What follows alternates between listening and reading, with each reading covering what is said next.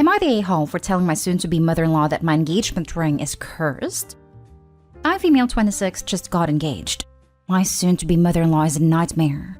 We are currently renovating a part of our place, and she has been lent a key in the meantime because she keeps coming over uninvited under the guise of helping clean up. But she really just likes to snoop and interfere. I do a martial art and take my engagement ring off before class. I came home from an afternoon class one day and my engagement ring was not in the jewelry dish that I usually leave it in.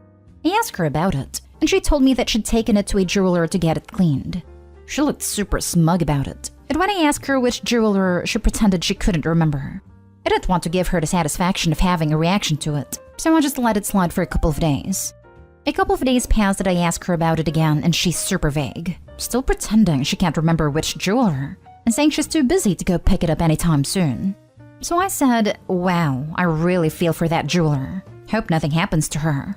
She asked what I meant, and I told her that my superstitious Brazilian grandmother had performed some traditional ritual on it that's usually known to curse anyone who takes or handles the ring other than the owner. She looked uneasy and asked me a couple more questions about this ritual, and I made some story up about how my mother's ring had been taken by a burglar who was crushed by a pillar of cement on his way out of the house. I totally made this entire ritual up, and I do have a Brazilian grandmother, but obviously she did not do some ritual to my ring.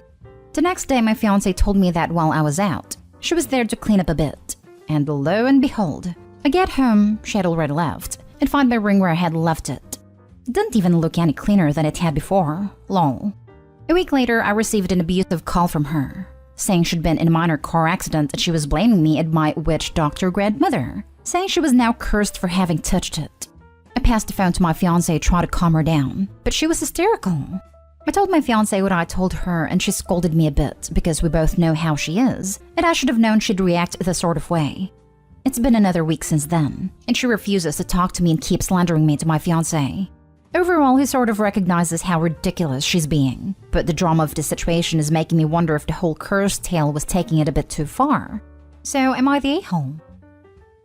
Now for the top comments. Not the a-hole.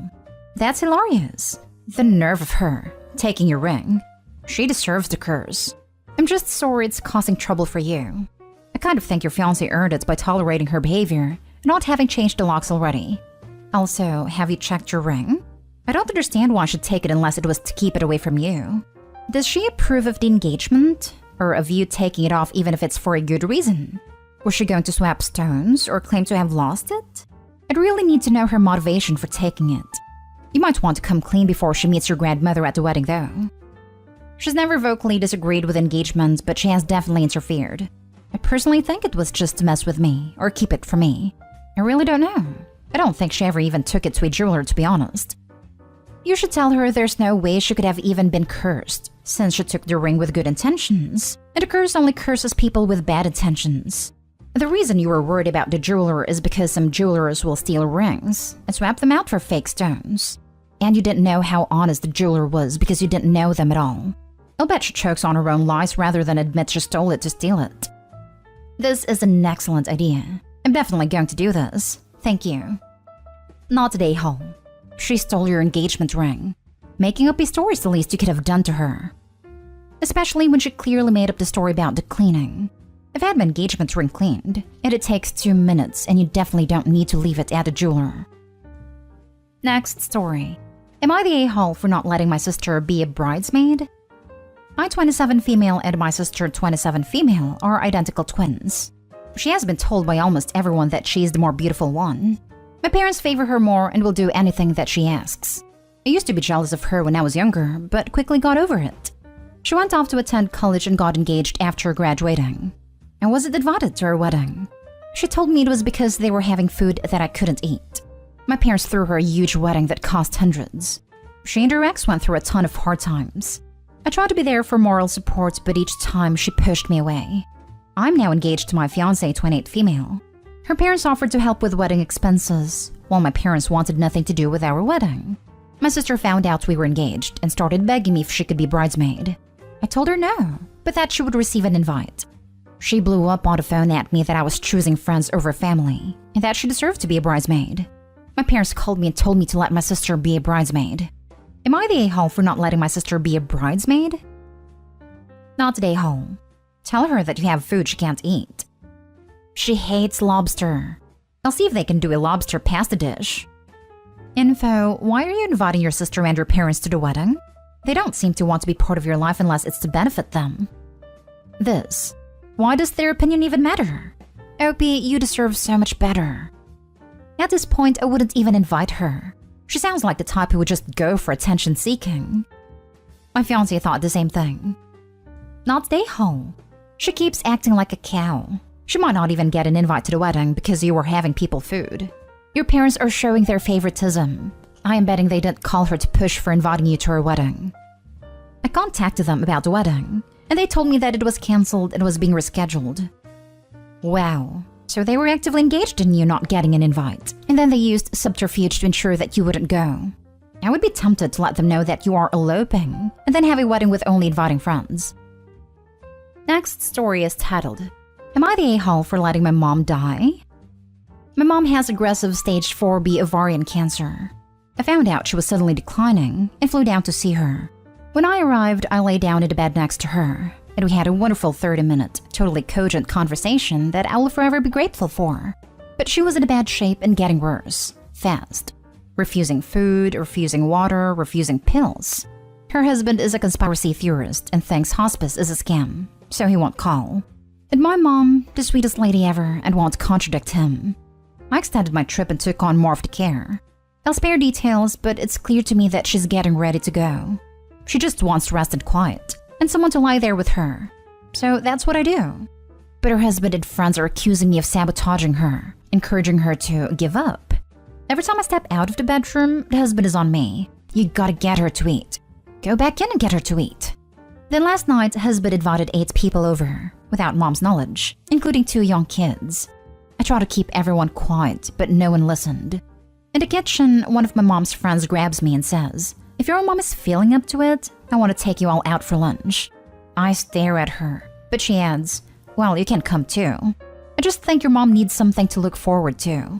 And it won't be hard. She can just sit out on a patio and enjoy pizza with us. I'm so angry that I'm shaking.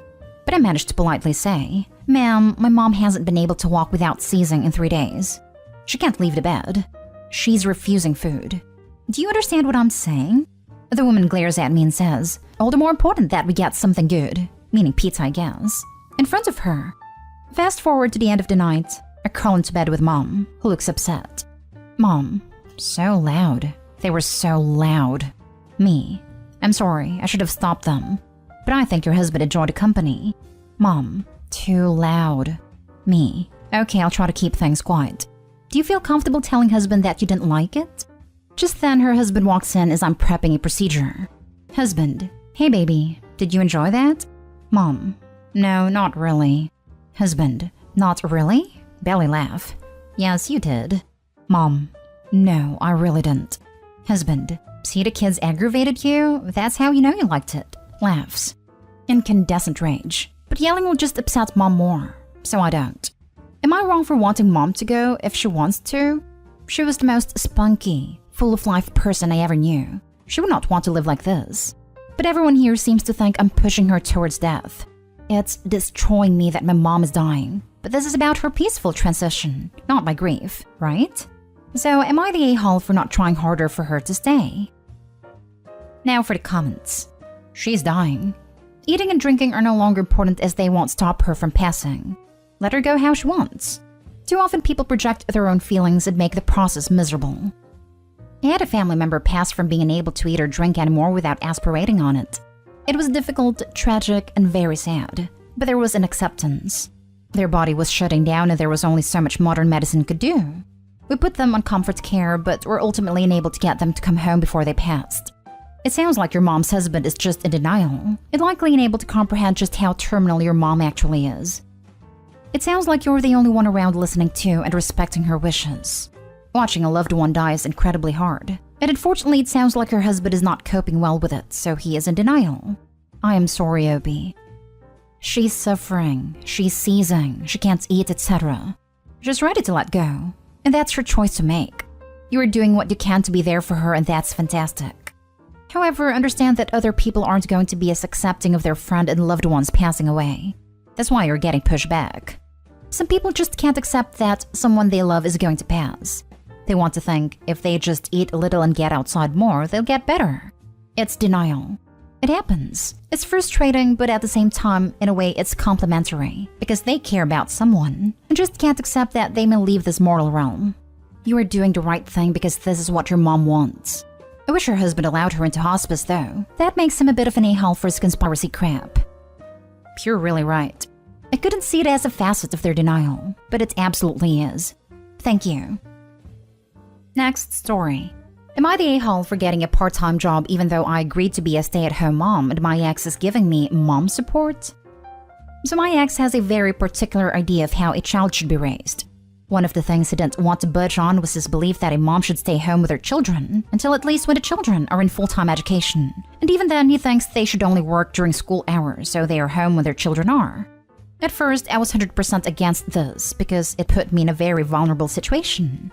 However, the first week after giving birth, I had a change of heart and I ended up signing a contract with my ex where I would effectively be a stay-at-home mom and he would give me mom support. But then a few months ago, I was offered an amazing part-time work-from-home position through a friend. Honestly, it was too good for me to turn down. And I had been having doubts about what I had agreed to since our son was a year old. He's almost 4. My ex was my sole income, and he owns the house I'm living in, so he has a lot of power over my life. So much so that sometimes when discussing things about our son, I would concede to his wants because I didn't want to rock the boat. I didn't tell my ex because I knew he wouldn't like it, and I didn't think the role would interfere with me caring for our son since it was only 20 hours a week. Unfortunately, our son said something that made my ex figure it out. My ex was furious. He wanted me to quit immediately, and when I said no, he said I could either quit or we could work this out through the courts. He said I had breached our contract and said I was being selfish since he was taking care of my every needed want. And he said I was a fool since he doubted my job was paying me better than what he was giving me. So I had no excuse to not focus my time and energy on our son. Am I the a-hole? You need legal advice and someone legit to look at the contract. Don't put this here. Guess what? He legally owes you child support and you're allowed to work. Great news! Signing this contract is some next-level narcissistic control behavior on his part, and honestly strange. You need to get some legal advice ASAP. You're not the a-hole. If she signs a contract saying she would not work in exchange for a stipend, potential above the child support would be, and free housing, she may not be allowed to work. It is time for legal advice. Not the a-hole. Also, I highly doubt any court of justice would consider this contract valid. You can't force a person to not work. Many companies have been making their employees sign a non-compete agreement, and there have been more and more people contesting those. And from what I saw, the company always lose. The worst that will happen, he will stop paying you. Then you can sue him for child support, so he'll have to pay anyway, and you can start working. Now for the last story. Am I the a-hole for not watching my nephew while my sister goes on vacation? Back at the start of 2020, I, 24 female, agreed to watch my sister's 28 female son, whom I'll call Joe, 4 male, while she went a week-long vacation with her boyfriend. Joe is a great kid to get along with well, and I had, and have, absolutely no problem watching him. But as you might imagine, she didn't end up going on that vacation, so I never watched Joe. Fast forward a year and a half. My sister and her boyfriend have decided to go on their vacation now, and she asked me to watch Joe for her again. But now there's a problem. I got a pandemic puppy Charlie last year, and my sister is irrationally afraid that Charlie will attack Joe if they're together for too long. Charlie and Joe have been together many times, and there has never been a problem. So I don't understand her fear. Charlie's a very sweet dog.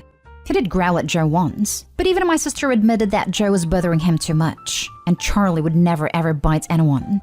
My sister expects me to take Charlie to a kennel for a week they'll be gone. I am unwilling to do this, as, first of all, I can't afford it. And second, Charlie's never been apart from me for more than a few hours.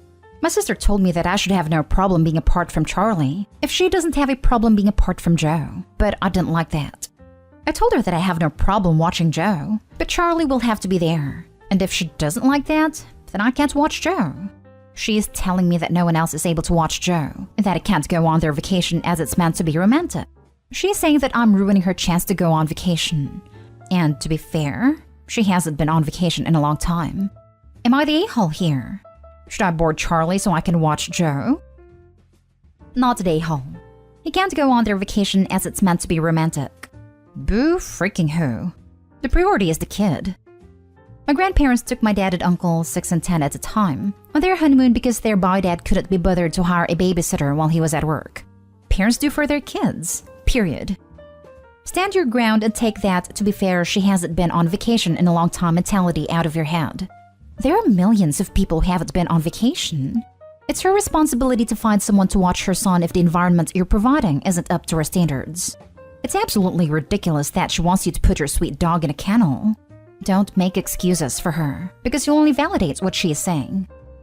There are hundreds of millions of people who have never been on a vacation. Your circumstances changed, so that old "I'll watch Joe" obligation no longer applies. I would be extra careful of Joe being around Charlie in the future. A growl is a warning sign, and every dog can bite when provoked. Watch out.